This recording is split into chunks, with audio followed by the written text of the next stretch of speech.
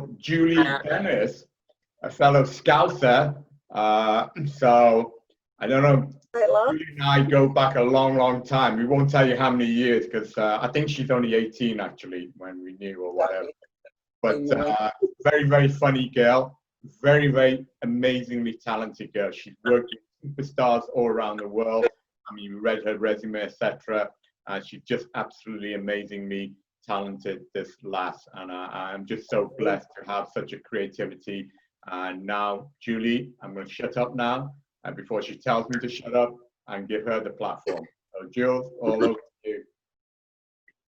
I've been like really inspired by a lot of what you've said, and it really resonates with what I wanted to say here today. And in talking about solutions, I wanted to talk about I was going to talk about what I felt was wrong and what was not happening.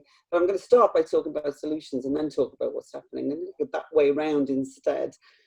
Because, you know, as Leon said, I'm a musician and I'm a creative practitioner, and I've been focusing on my creative process through the medium of voice.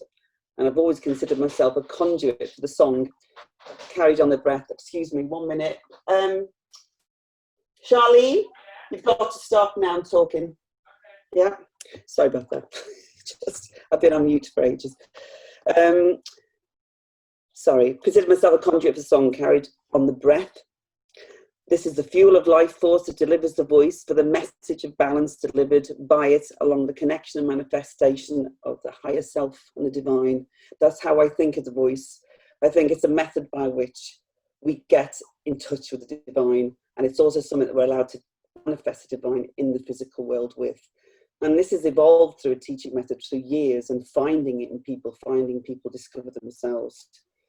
I've had this preoccupation with the nurturing of the individual spirit through the validation of calling, to recognise the potential of everybody to discover that, the nature of their individual calling, and of helping them recognise the imperative of honouring that calling or their reason for life.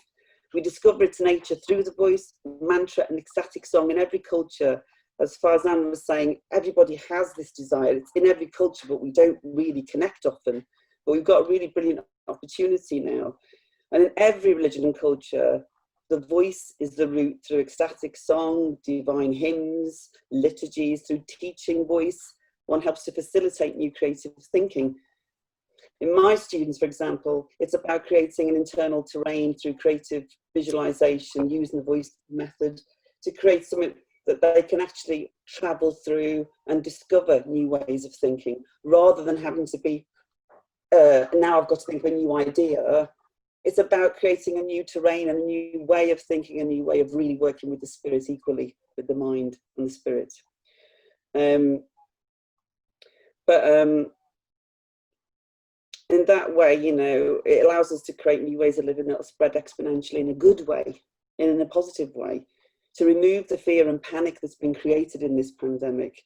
I mean, I've been really concentrating on musicians and the kind of factors that's creating an epidemic in the music industry, which is that we have a mental health epidemic going on. Lots of young men are killing themselves. We've got 3 times more mental health problems. It's probably the same across the rest of the entertainment sector. And one of the main things is isolation, loss of job, loss of money, or things that sort of are all beginning to be a problem for everybody globally. And to remove that anxiety and fear and panic and create that and get rid of it in a super normal way, it's imposed upon suddenly everybody in the world. This is a pandemic, you know what I mean? But we can make it a pandemic of spiritual salve delivered by chance and demanded from the crisis and the darkness of the pandemic we currently inhabit. As the song is carried by the voice and the voice is carried by the breath and the life force, we can exponentially sort of bring that about now. We have that wonderful opportunity because in this time of lockdown, even though the panic and the anxiety is going on through the roof, there's also this amazing time for contemplation and to really think about what do we want for the future. We haven't got the chance to sort of sit and I haven't got time now to think about that. That's all we've got is time to think about how we want the world to become, you know what I mean, and how we might do that. And my solution is in the approach to mental health. So, you know, I don't really like the idea of pathologizing mental health, saying somebody's mentally ill and separate. But the wonderful thing about this is that everybody has been hit by the mental health. You know, the mental health event, the crisis events are happening in peaks at the same place that the pandemic peaks are happening. And this is right across the board. This is the science of it. We have a world in mental health crisis and we're not doing anything about it. You know, to work with the voice in this way and to work with really entering into the spiritual life and constructing and observing a new way of thinking, it is actually a spiritual salve that can come for everybody in their own way and allows for mutually beneficial understanding and a respect of individuality as well as difference. We become one another's therapists, spiritual mentors. We train as we heal. In this way, we have a system of discovering our true nature. But we must be vigilant about those that want to take us back to the old way, that would still see people as collateral damage in creating a good and strong economy. Yes, we want to get the economy back, but at what cost? Today, even the Prime Minister here was talking about, you know, measuring the risks, that people individually have to measure the risks when we don't have the right information, creating even more anxiety, you know, because on a practical level, the mental health business crisis, we've been trying to find interventions that might be more productive than the current fairly ineffectual interventions with drugs and limited CBT, that the normal health services only remedy is we're sent to GPs when we're upset, and GPs have nowhere to send us. Do you know what I mean? And, you know, they're just not working. And we've got a wonderful opportunity today to do it differently because the academics aren't in control anymore. It's not the same. People need interventions right now on the ground. They don't need it tested for 3 years before you're allowed to use it. They want people talking to them and making them find ways to find strength within their own spiritual identity. It's the opportunity to create a new world, a new normal. Because normal was a train that was increasing in speed and hurtling towards ecological disaster, accepting phenomenal human costs as if we could cut off and have no connection with our brothers and sisters everywhere. What's still happening to the children in Yemen, for example, today? The refugees stuck in Greece being abandoned in the pandemic now while we talk a new world order.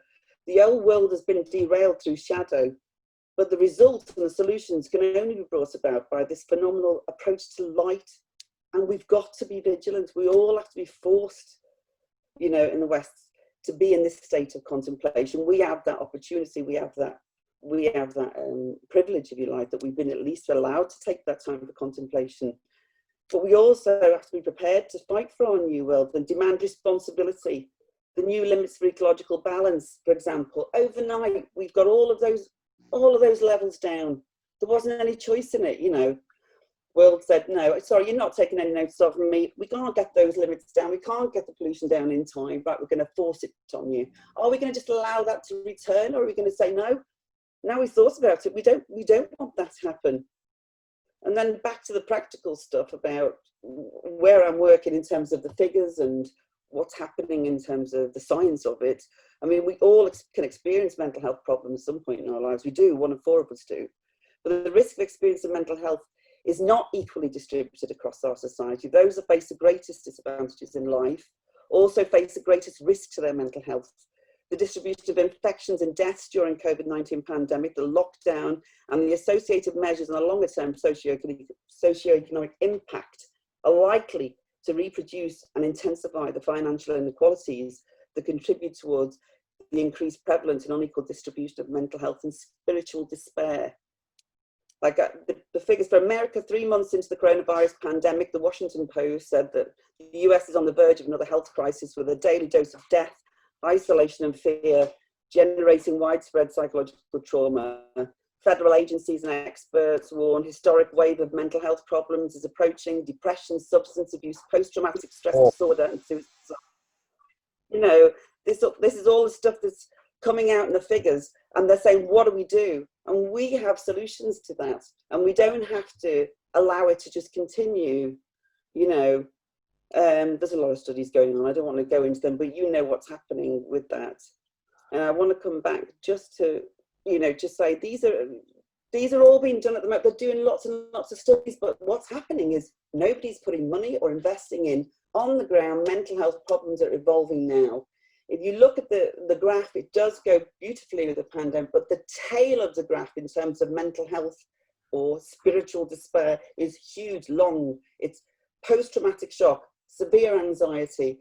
These are things that unless we really approach properly, they've not been approached, they've not been funded, it's been fragmented, there's never been taken properly seriously. Lots of celebrities say, let's talk about it, go to your doctor. There's nothing behind the door for people, especially poor people. 70% of the most severe events of mental health crisis are happening with the poor, because no one provides resource for healing. However, now with the pandemic and the fact that everybody is suffering this major mental health crisis, that means every business sector is affected.